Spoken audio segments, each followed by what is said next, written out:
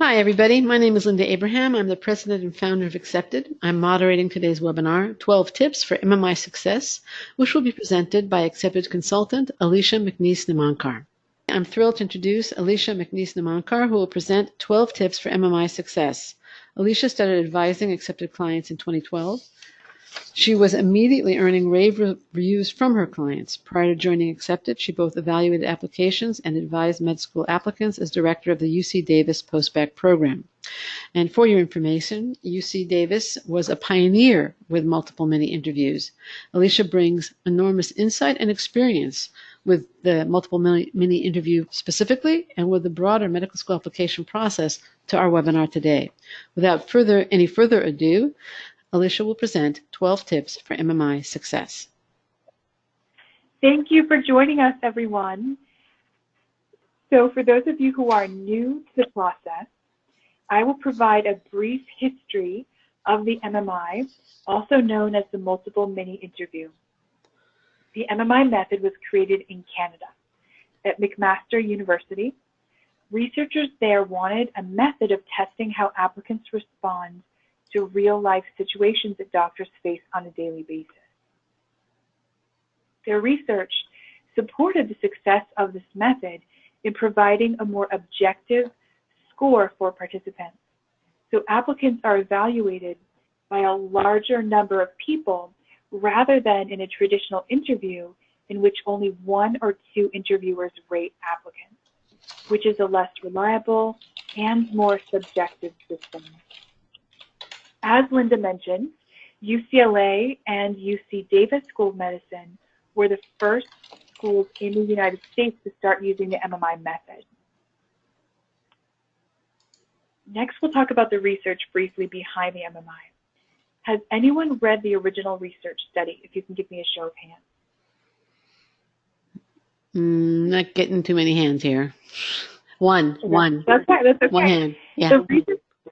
The reason I mention it is because it would be a very good idea for you guys to read it because they give sample questions, sample stations, right? There's practice material. Also, it's helpful for you to understand the methodology behind this approach. So you can anticipate the kinds of questions they might have or adapt. So the original research study was published, as I mentioned, by McMaster University, and it's titled An Admissions OSCE, the Multiple Mini Interview by Kevin Eva, Jack Rosenfeld. Can you just repeat the title? Because I'm getting a lot of questions about it. Yeah. The title of the study is An Admissions OSCE, the Multiple Mini Interview by Kevin Eva, Jack Rosenfeld, Harold Reiter, and Jeffrey Norman. It was published in the Journal of Medical Education in 2004. So if you search an Admissions OSCE, the Multiple Mini Interview, and Medical Education in 2004, and if you have some of the authors' names, right, Eva, Rosenfeld, Reiter, and Norman, you'll be able to find it. It might even be in Google Scholar, to be honest. But it'd be a great idea for you to have a look at that study. Just because the last part of the article has sample stations, right? Why not see what they use? And some of these stations adaptations are used, right? Some stations very similar to those are actually being used. So there are two key points in the study. If you don't have time to read it, I'll summarize it for you. The first is that it is an ethical responsibility of the medical school to ensure that reliable and valid admissions tools are utilized. It's a way, so using the MMI is a way to ensure that students who travel great distances are given an unbiased experience. But I've had students in the past who've traveled, who've flown across the country only to be interviewed by one person who maybe was extremely busy, didn't make eye contact the entire interview, and who they didn't feel gave them a fair chance. So the MMI is a way to prevent that from happening, right? That you would be evaluated by multiple people and you would receive a more consistent, reliable score. The second main point to take away from this article is that quote, increasing the number of interviewers should have the effect of diluting the degree to which candidates are selected based on their chance assignment to a compatible interviewer team, unquote. So again, in other words, they want data that provides objective admissions criteria. So using the MMI is a way for them to collect more objective data. Now we're going to talk about the MMI format itself. There are an average of 6 to 10 stations, depending on the school. There is a time limit given at each station, as well as time between stations to prepare. So for example, some schools will give you 1 minute or 2 minutes to read the prompt on the door, and then you would enter the room and present your response to one person or a panel of people, and you would have, say anywhere from 5, to 7 minutes to give a response. And they will tell you exactly how much time you have. Often they'll use a timer, right? It'll be very clear how much time you have. Some stations are in an open area or small rooms. An evaluator is present at each station in addition to other participants. So you can expect, right, at least 2 other people at a station, if not more. There are 4 main types of stations. So any questions before we move on? Any questions, please post in the question window. Right now, Nicole asks, she says that there was research from November 2017 that showed that demographics affect the outcomes on the MMI. Are you familiar with that research? I personally am not. Alicia, are you familiar with it? I'm not. I would probably need to know the name of the study, but yeah, there's lots of great information coming out, and I would say, Nicole, that is fantastic that you're reading up on the latest studies coming out. Often those studies will give you sample questions. They'll give you more insight on why schools are using, hybrid structures of MMI. Some schools use half traditional questions, half MMI type stations. Some schools are even using patients. The patients are participating in the stations and giving feedback on students. So each school's kind of developing its own approach. And so there are many, many research studies out there about how these different schools are adapting and improving and studying what they're doing. So I think it's fantastic, Nicole, that you're reading those articles. Keep doing it. Zoe asks if there are other participants at the station while you're there. In other words, is there going to be more than one medical school applicant at the station? Or does that depend on the school? It can be. Yeah, depending on the type of station, if it's a collaborative station, which we're going to go into next.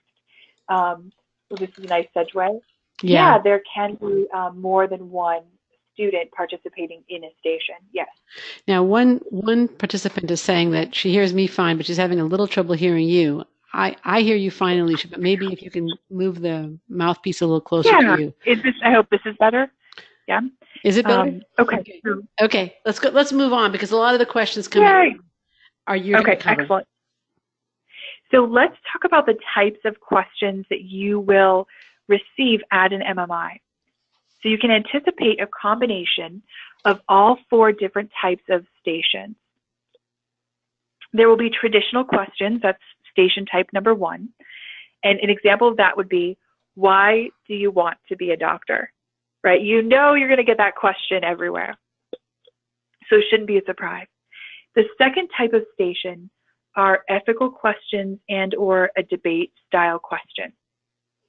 So these are often more interactive. So many schools, when the MMI first came out in the United States, schools were using actual debate stations where students would be told what to argue and, pro-abortion, anti-abortion. They would be given their argument. They would stand up, present the argument, listen to another student present the converse argument, and then provide feedback to that student on their response to support their position. So schools are tending to move away from this debate style. Now we're seeing more ethical questions. So for ethical questions, right, you can be asked a general ethical question or a very specific, detailed one, and you will be asked to present your response to either one person or a panel, and they may or may not ask you follow-up questions. The third type of station are team activities. So this is the kind of station where you might have more than one student or applicant participating. So this includes activities like drawing, using building blocks or other materials to work as a team to build a structure together. And the fourth type of station are actors and fake scenarios. So these stations include actors who express strong emotions, and they want to see how you handle it, how you react. And believe it or not, I've had students during mocks actually roll their eyes, right? And that is not a move you want to use in an actual interview. So you can expect, yeah, it's actually happened. You can expect tears. You can expect them to swear at you. You can expect, anger, fear, any intense emotions. And they want to see how you are able to handle the situation. And if you handle it with maturity, or if you roll your eyes, right, in frustration. So let's talk about how to prepare for each type of station. So for traditional interview questions, review the basic questions that you know you'll get and practice your responses to those.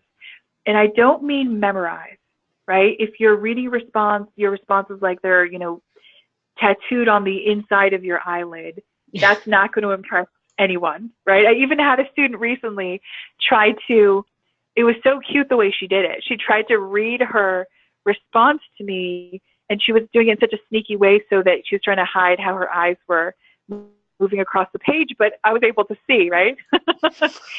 You don't want to read your response. You don't want to memorize your response. It should be very natural. It should be honest, right, and genuine. So review the basic questions and practice your responses, but don't memorize them. So the questions you can expect to get will be things like, why do you want to be a doctor? What have you done to reach your goal? Why not pursue other careers? These are commonly asked on most campuses. Another strategy to respond to this type of question is to study your AMCAS application every day the week before your interview. And practice, practice, practice, but don't memorize, right? For ethical or debate questions, mostly you'll see ethical questions, do your research on current topics in healthcare.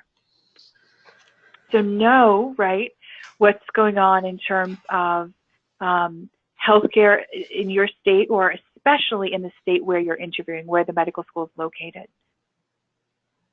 Watch debates and TED Talks to see how to effectively support and argue against your stance. And one of my absolute favorite speakers, I don't know if you've seen him, Linda, Malcolm Gladwell. Mm-hmm. He's a best-selling author. Mm-hmm. Have you seen him speak? I haven't seen him speak. I've read a couple of his books. He's brilliant. Really? If you get a chance, watch the Spaghetti. What's that? He has a TED Talk or something? Oh, I'm sure he has, but he actually, one of my favorite things that he's done was the Spaghetti Lecture on YouTube. Okay. And he talks about, and it's fascinating, but his vocabulary, his enthusiasm, the way that he supports his arguments, he's a wonderful person to study, and especially to read before your interview, because anything that you read or watch leading up to your interview will influence your vocabulary, right, your strategies in responding to questions. So watch as many debates or TED Talks as you can, especially on healthcare topics or ethical topics, just because it'll help you see what you like about what a person does, what don't you like.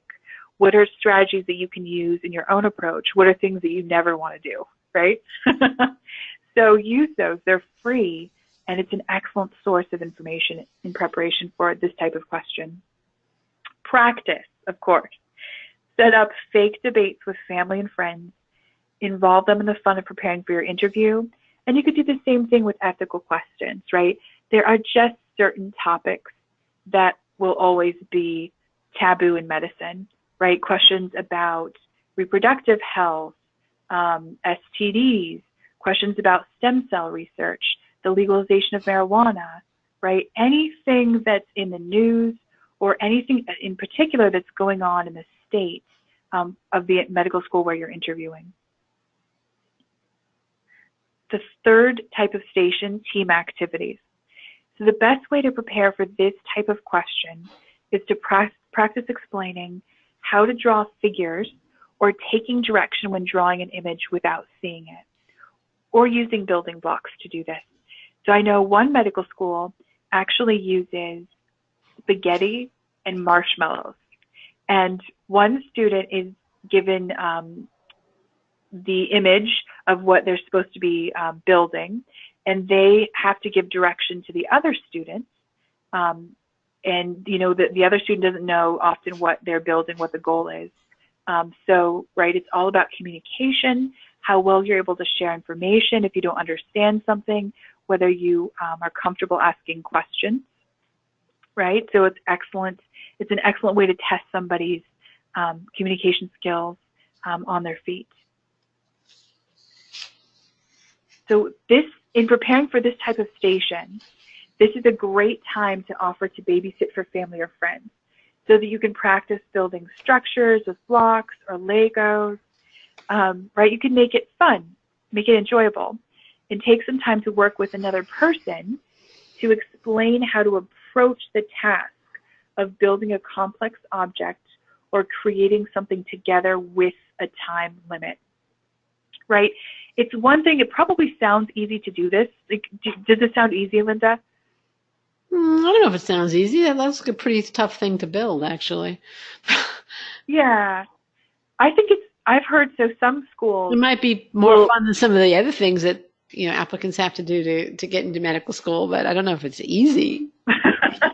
I mean, I think it might sound kind of simple, the concept, or easy, but there's so many factors, right, you want to practice so that you streamline your approach.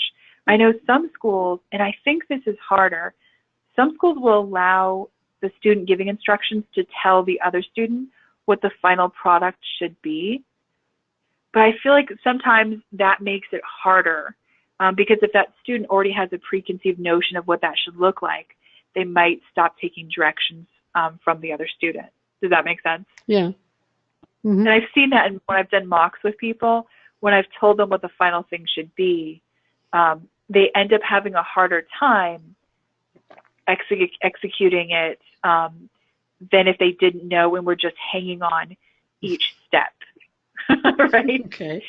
So for those, make sure you ask for repeats, right? If you're not sure what someone's saying or what part of the paper or what side of the structure you're supposed to put something, double, triple check, right?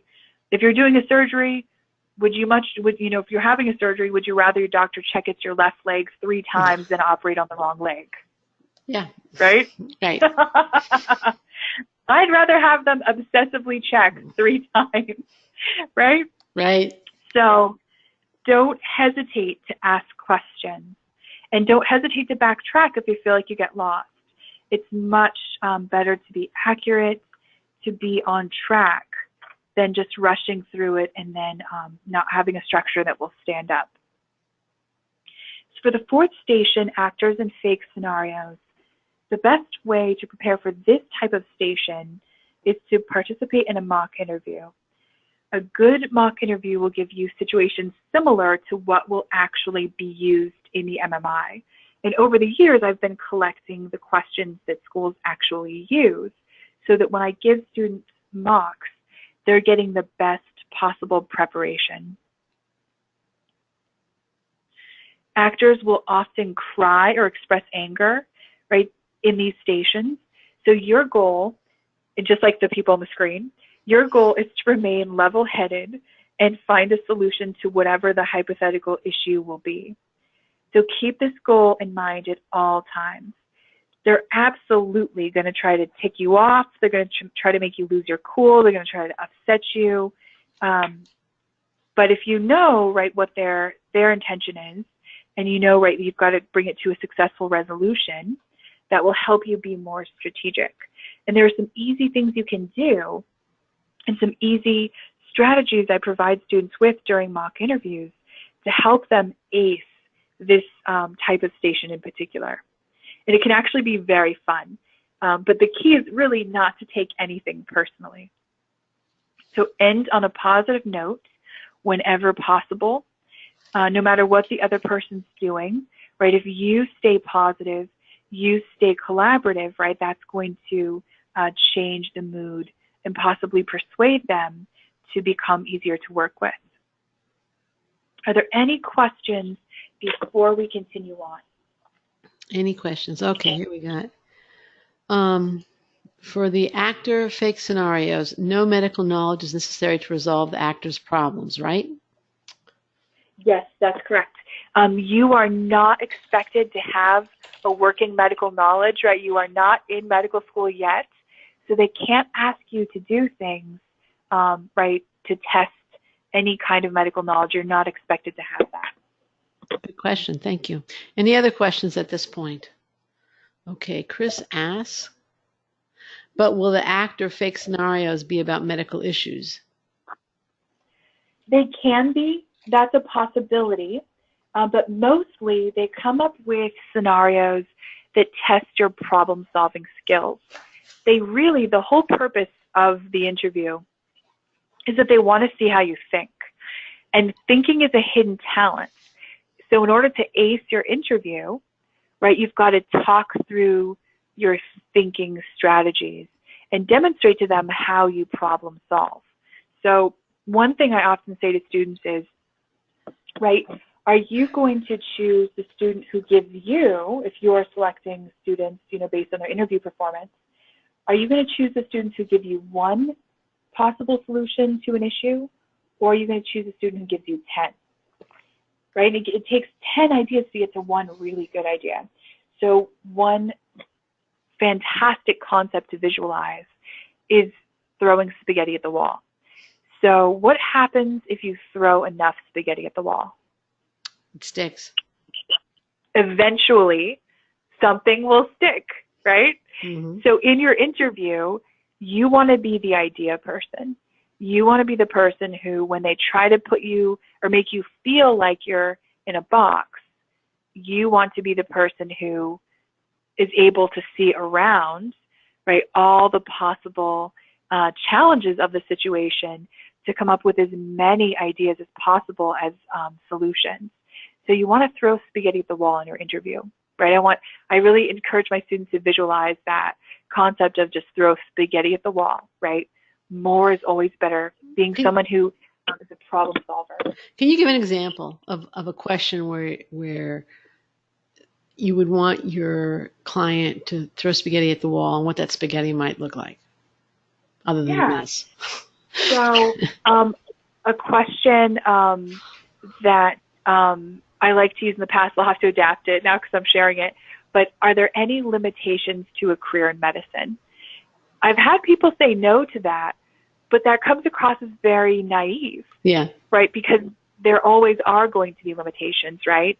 Right. And if you don't understand, I like to ask questions that I know students won't know the answer to. And I did this on purpose as director of the UC Davis School of Medicine postbac program when I interviewed students, because I wanted to select the students who were comfortable asking me questions. I can't help somebody who isn't comfortable coming to me for help. Right. Right? Right. So Sure. that helped me choose the students who I knew I could help. So I purposefully, in some schools, do this, right? Ask questions that you know someone won't know the answer to unless they ask for clarification, if they ask for an example. And an example for that question would be insurance companies. Insurance companies limit, what procedures, what treatment doctors can provide to patients, right? Another example is patient compliance. You can be the best doctor in the world, but if your patients don't follow your advice, right? Right. Then you can't do anything. Yeah. Right. So there are actually a lot of possible issues to raise in response to that question. But the student who takes it to the next level is the student who doesn't just pose problems, but the student who also poses solutions. Right. Okay. Right, because that's forward thinking. That's somebody who's, okay, these I know are realistic issues in medicine, and then here are, 5, 10 possible ways to address each one. So right? That's using your example, it would be like, okay, look, no, physicians are limited by patient compliance. Physicians are limited by insurance regulations. Physicians might be limited by various resources. So if I'm dealing with a patient who's non-compliant, I can try X, Y, and Z. If I'm limited by insurance regulations, I can try and encourage the patient to go get somebody to advocate for them vis-a-vis the insurance company. If you're talking about limited financial resources that are affecting compliance, and that I can steer them to this and this, governmental body that might be able to help. Is that the kind of thing that you're talking about? Yes. Yeah. Yeah, absolutely. So I would do well in yeah, you would. I was going to say gold star. Yeah, you would do really well. It did MMI, actually. But that's exactly what I mean, just as Linda did, where you're posing an issue, right, a real limitation, but then as she did, right, posing 3 or more possible solutions or ways that you would address that. So go ahead. I'm kind of moving on from that. Jerry's also asking, and I think Chris asked also, is the applicant or the interviewee allowed to ask questions to clarify, like I asked you, can you give me an example or something like that? Can the applicants do that also? Yes, but don't do it for every question. Right? No, of course not. Like that would just be annoying if you're interviewing someone and they're asking for examples for every single question. So yes, you absolutely can ask for a clarification, ask for questions. I mean, that's how I would identify the students who I wanted to select for my program, right? Right. Yeah. I'd say, okay, wow, this person's comfortable asking me questions. They're comfortable knowing, when they need more information. And right, for me, they would get a bonus point, for asking questions. So of course you can ask questions, but I would say just be careful not to do it for every single one. Right. Okay. Should we move on? And we'll ask more questions at the end. Okay. Yeah. And I'd like to share an anecdote with you guys. So I recently, just a couple days ago, this past week, had a student come back to me. I'd worked with her last cycle in applying to vet school, and she did a beautiful job on her personal statement, on her secondaries. It was such a pleasure to work with her. And then she disappeared last cycle, and I remember sending her an email checking in on any interviews, any news, and she wrote back, right, that she was just walking into her interview, and she didn't tell me she got an interview. We did no prep. And this cycle, she's come back to me because she got rejected, right? We didn't get to do her mock interview. And, she admitted that when she went into the interview, she was too excited. She surprised herself. She hadn't done any preparation or any practice, and it really hurt her. And now, right, this year, right, she's doing everything right. She's going to do multiple mocks before the first interview. She's going to practice. So it hurts, right, to see a student do so beautifully through the first part of the process, and then to have them not get a mock interview or assistance or preparation for the mock or for the interview, and then for them to have a negative experience. So I would really strongly encourage everyone listening to do some kind of practice. I absolutely love doing mock interviews with clients. I do them via Skype. And it's an absolute blast to give students multiple layers of feedback, right? To give them feedback on the rhetoric of their responses, on their body language, facial expressions. I'm trained in Ekman's method of reading facial expressions, and it's incredibly helpful. Some students aren't even aware of what they're doing or what they're broadcasting. or the way that they're coming across as they present in an interview. So I highly recommend, if there's one piece of advice that I can give, is please, whatever you do, if you get an interview invitation, do a mock interview, practice. It can make all the difference. And they're fun. They're actually a lot of fun, right? The interview itself, right, can be stressful because you're practicing, you're preparing your responses, you're trying out what you're going to say. But that's essential, and the feedback is so much fun, and you get to do more practice.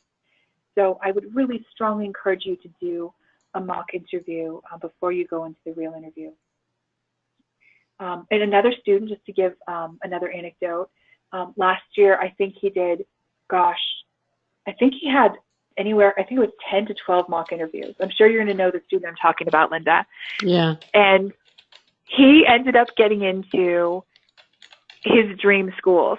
Wow. He didn't need, I think you probably saw, I told him he didn't need to do that many mocks, because by the 5th mock, his presentation was absolutely fantastic, but he wanted to improve. He was continually wanting to improve and become better.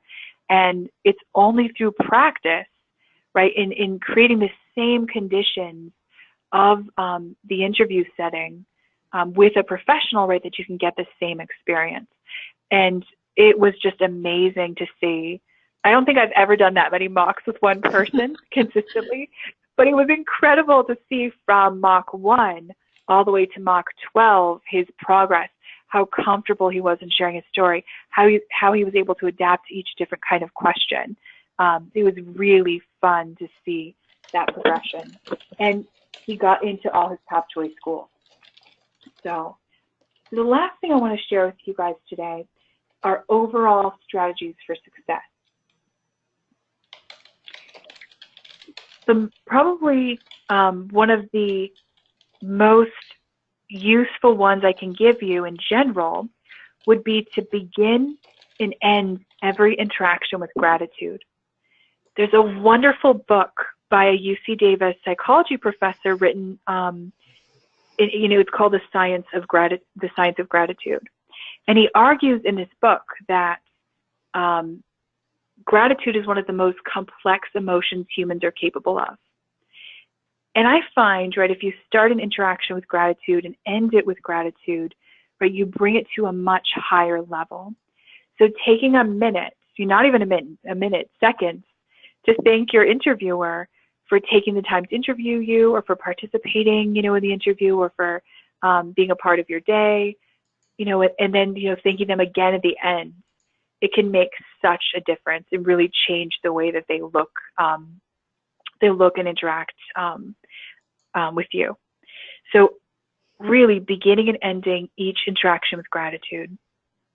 And I want to remind you that while you may feel nervous, and there are strategies I share with students if they do not feel nervous, there are things you can do to prevent that from happening.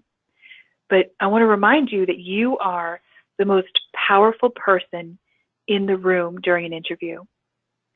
And that's because you get to decide what you share and what the interviewer takes away. So whatever you say, right, whatever you repeat, right, they're going to remember that. That's what they're going to take away from the interview. So you are the most powerful person in the room during an interview. And practice, practice, practice to ensure that you do your best on the day of the actual interview. It's crazy not to practice. Right. I couldn't agree with you more. Thank you, Alicia, for your excellent presentation and all the great advice. Thank you, attendees, for your time and attention. Now we're going to take your questions in just a bit, in just a few minutes. Before we do that, I wanted to speak with you for just a bit. With interview invitations, your chances of acceptance have statistically jumped significantly. Schools are interested in you and willing to invest time in meeting you and hosting you and introducing you to their school, but you're still not in. You're oh so near, but still not quite there. And for most of you, the MMI is an entirely new experience and format. how to bridge that gap between what you're familiar with and the new and unfamiliar MMI. You can do so the same way an athlete, a musician, or actor prepares for a performance, through practice with an expert coach who can praise what you're doing right and just gently suggest ways to improve what you're doing wrong.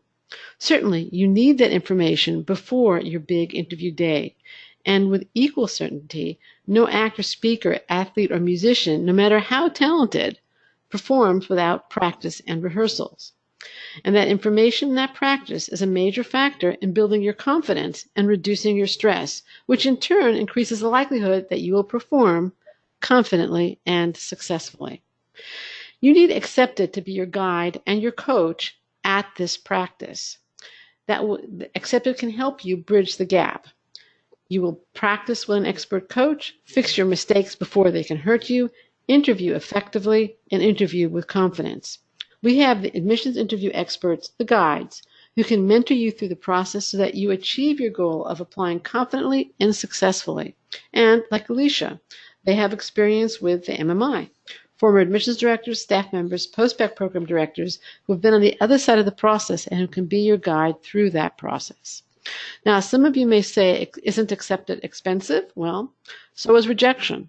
Our fees are clear, but the cost of rejection is not quite as obvious, even though it can be significantly higher. So let's take a look at the risks of not applying with Accepted. The cost of reapplication can easily be a couple $1,000s, depending upon how many schools you apply to and whether you have to retake the MCAT. A year of earnings, an additional year of earnings at a much lower level than you'll have after you earn your MD or DO degree. And then there's the potential that you could have gotten into a better program, whatever that means to you, with greater lifetime opportunities and potentially earnings. Every year, we work with applicants who talked to us a year earlier and decided after taking the do-it-yourself approach and getting rejected to work with us.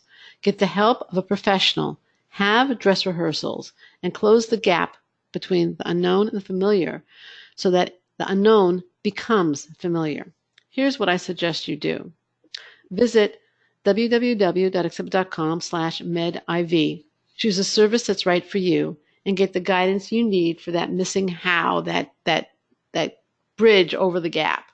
Go from confusion to clarity and from doubts to confidence. But enough from me. What do Accepted's clients say after availing themselves of interview coaching? Well, let's take a look. The first one on the left, and I'm just going to read part of it. You encouraged me to use less black and white thinking, to look at things from different perspectives, and provided me with effective solutions for dealing with my interview day stress. As a result, I walked into my MMIs feeling composed and confident. This was, I believe, one of Alicia's clients. Or the second one, which was on the right. With Alicia's mock MMI interview training sessions, I felt confident and prepared going into my medical school interview. And then the last one is, I thoroughly enjoyed working with and getting to know you. I know whom to call when it comes time for residency applications. We'd love to help you as we've helped the clients you just heard from and thousands of others over the last 20 years. So once again, the steps on the screen are what I would recommend you do as a follow-up to today's webinar. And at the top, you'll see the offer we have, $100 off any gold mock interview package. And the coupon code is Get Accepted, and it ends August 10th, which is 3 days from now. Now for your questions, and I see several here. Okay, so Megan asks for big questions like, tell us about yourself, or why do you want to be a doctor? How do I know how long my answer should be? I would hate not to get to a good part of the answer because I'm cut off. I have plenty to say, but no, I need to choose wisely. It's an excellent question. Thank you, Megan. Alicia? Yeah, so Megan, most of these schools will tell you exactly how many minutes you have to respond. So on average, it's 6 to 7 minutes, and that's a good amount of time to practice, right? So if you're already going to begin practicing, you want to sort of time yourself, give yourself 6 to 7 minutes to respond, and to be able to read your interviewer, paying attention to their cues to see if you need to speed it up or slow it down. Right, but if they're using a timer, right, it will be very clear. And most MMI, most schools that use the MMI at the stations, they'll have a timer. And you'll be able to see that timer. Depends on the school. It depends on the school. Each school has a different approach to it, but they will absolutely let you know for an MMI, how much time you have. And then I'm sure a lot of the schools will let you see the timer. Okay. Nicole has another follow-up question, a very good question. Do you have any tips on making that a conversation and not 6 minutes of me talking to a wall? It depends on the school, right? They might want you to give a 6-minute, who are you, or tell me about yourself response. Or they may be very informal and make it conversational. So it's not up to you, right? You often don't get to choose whether it's monologue or dialogue. It's up to the format that they use. But you can practice for both. Okay. Is it okay, Joyce asks, is it okay to ask for a time to think about the answer? Say, let me have a second. Or this is me talking now, is it better if they just take a few seconds to think about an answer? So if they've given you 2 minutes to read the question on the door before you enter the room to give your response, I wouldn't recommend asking to think about your response. That might be awkward. But, if you're sitting down, they read the question to you. Yeah, if it's a long question that's detailed with a lot of information, yeah, I would ask them to repeat it. But I would say, you kind of have to, again, practice and figure out, pausing for a second or two would be okay. But often if it's longer than a second or two, which it usually is, it is better to say something or it becomes awkward, right? Yeah. Do you know what I mean, Linda? Yeah, little so you don't want it. Pregnant pauses, huh? Okay. Yeah. You don't want it to get awkward, yeah. Right. Okay, so Eats asks, does the interview package cover all 4 types of questions? And also, what's different about the gold interview package? So in terms of when you buy a mock interview package, if you buy the single mock interview package, which is not the gold one, it's 1 mock interview, and it will be for one interview at one school, and we will gear the questions to that school. So if the school is inclined to ask all 4 interview types of questions, we will ask all 4 interview types of questions. If the school focuses, let's say, on behavioral questions, we will focus on behavioral questions. And that's our regular mock interview package. The gold mock interview package is basically 3 mock interviews for 1 school.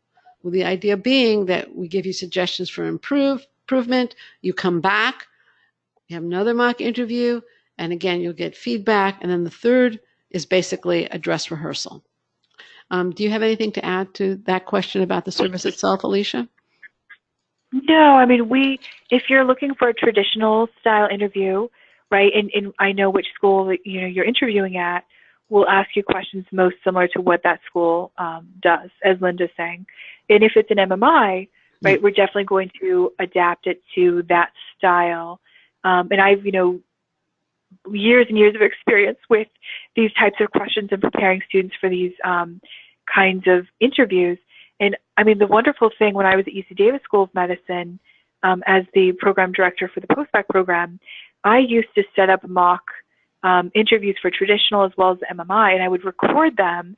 And so, right, students would go through that experience, and then we would watch them on a giant screen. And, I've hours and hours and hours of experience of reviewing interview responses with students, everything from rhetoric, the way they respond to questions, to body language, to facial expressions, to understanding, what their goals were, how to make those messages come across more clearly. And I think, in my experience, every student I work with learns something about themselves through this process. I hope to just be a mirror to help you learn as much as you can about your specific approach, your specific challenges, and then to identify strategies to most effectively improve and to do well in your interview. Okay, great answer. Thank you.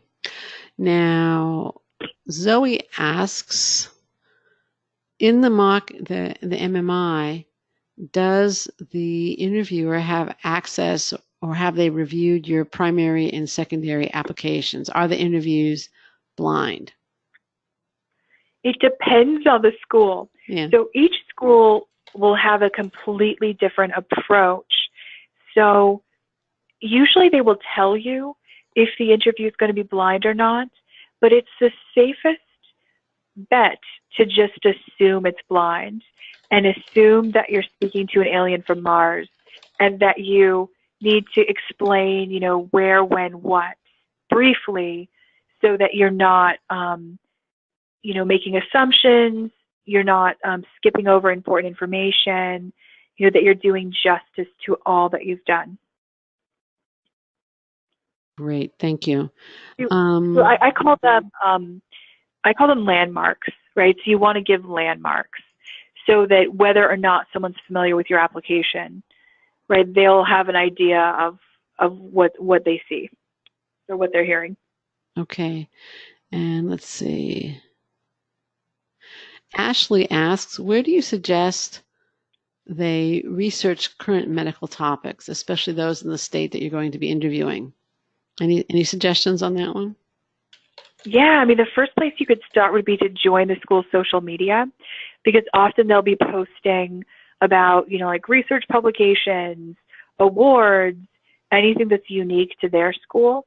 And then you can always look into what research or areas of interest or specialties that they have and why. So yeah, there's lots of ways that you can do that research. Okay.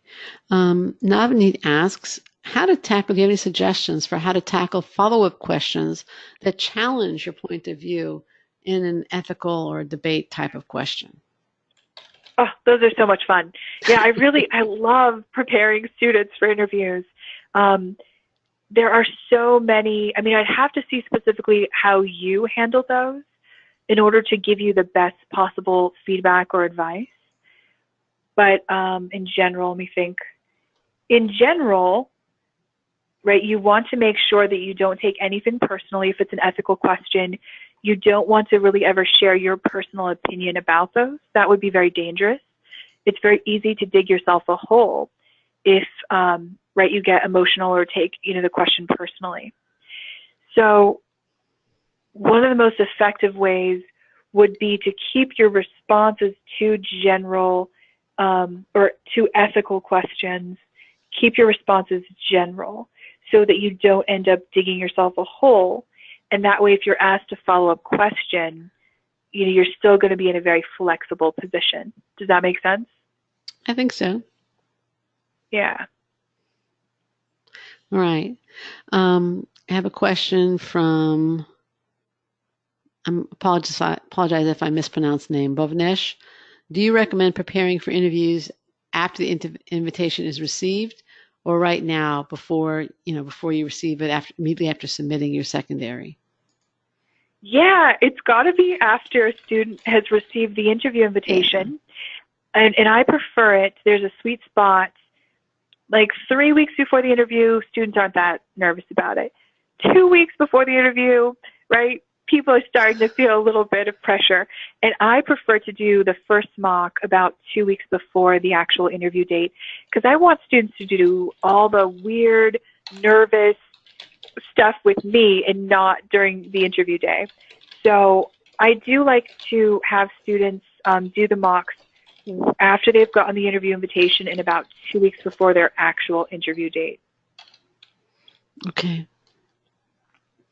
Let's see what else we have here. Stephanie asks, if you don't have a school or someone to do a mock interview with you, do you have any other suggestions on how to practice them? Are parents a good backup? Well, I think you probably by now, this was posted a few minutes ago, realize that our suggestion is that you do a mock interview with Alicia or one of her colleagues, and that would be our suggestion. And as far as parents don't have the experience that Alicia has, both as an interviewer and somebody who's prepped people for interviews. So are they a good backup? They're a backup. I wouldn't say that they're a terribly good backup, though. I think your parents love you and adore you, right? Absolutely. And I do not believe they can give you unbiased feedback. And some of the behaviors or some of the strategies they encourage you to use may not be those that will target your weaknesses, especially if they have trouble seeing your weaknesses. Also, I don't know, I can't imagine this in my family, but sometimes kids don't want to take suggestions or criticism from their parents. Anyway. Yeah. Okay. Yeah, Jerry asks.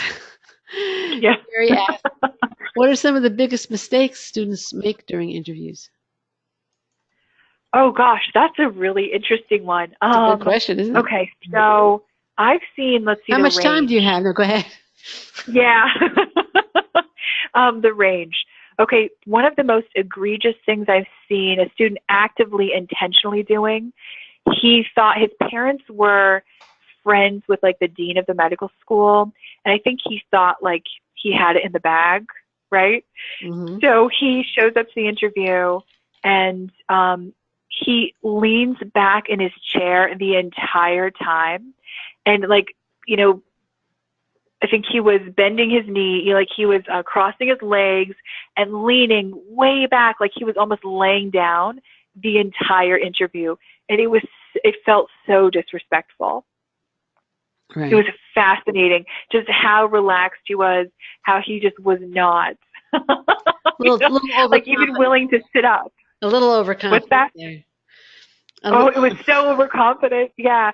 Another student showed contempt, for others when they spoke. And contempt looks like I'm not very good at making that face because I never do it in my life. But, you're drawing one corner of your mouth up and you're kind of narrowing your eyes. There's a very classic look for contempt. And the cool thing about facial expressions is they're universal. If you study Paul Ekman's work, body language is actually cultural, so you have to be very careful when analyzing body language. You have to have a baseline for that particular person. But facial expressions are universal.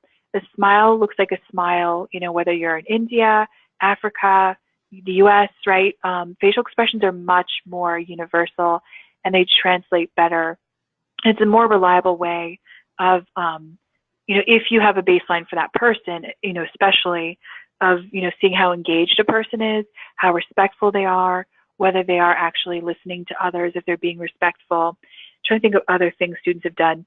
Rocking back and forth, can make you seasick if you're trying to make eye contact with them, right? Right.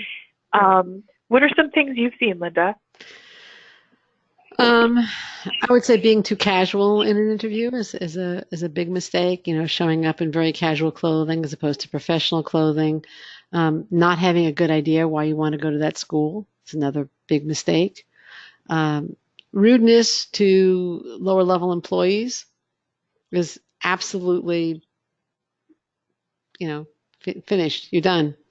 If you're rude to a receptionist or a janitor or something like that, forget it. You're toast. I think anything that is revealing something other than gratitude is a problem, because they are investing you. They're being kind to you by extending this interview invitation. Those are some of the things that I think will really kill an interview. Okay. Yeah. On to another question. Some remaining questions here. Can the answers that you give in the interview be repeat version of the personal statement? I assume you mean the primary personal statement, not the secondary, but whatever. It doesn't really matter. I mean, on one hand, I guess it depends whether the interview is blind or not. Yeah. Right? I think it's dangerous to memorize your personal statement. I mean, obviously, there should be consistency, right? Like if you grew up in California, right, that's something, right, that should remain consistent, right? But I think that there should be some variability that, like you are comfortable going into different details, or that you adapt your response to that question. And, you're never really going to get a question where it's appropriate to like vomit up your entire personal statement. Right? Okay. All right. Well, I want to thank you all very much for your time, your answers, your questions, and your participation. I want to thank Alicia again for the outstanding presentation that she's given. And I want to share a final thought and a story. Here's the thought, final thought from a former accepted client. The mock interview that I conducted with the mock interviews that I conducted with Alicia were incredibly helpful. Her feedback was very thorough and individualized, and this preparation enabled me to go into my interviews with composure and confidence. Now, Alicia has provided you with a ton of information as to what you can expect with an MMI and how to ace that MMI. With this webinar, she's really given you as much as she can in a group setting, but individualizing that information to your situation. That's the how of applying this excellent advice to your specifics, your qualifications, your experiences. That begs for the rehearsals that I mentioned before. Rehearsal, practice, and experienced individualized coaching. As the clients you've heard from did, take these steps so that you can make your mistakes when it doesn't count, and you can learn from those errors. Use the practice or rehearsals so that you'll perform at your best when you're in a real multiple mini interview at a medical school that you would love to attend. Then the stakes are high, and the reward, well, it's acceptance to medical school. Get accepted.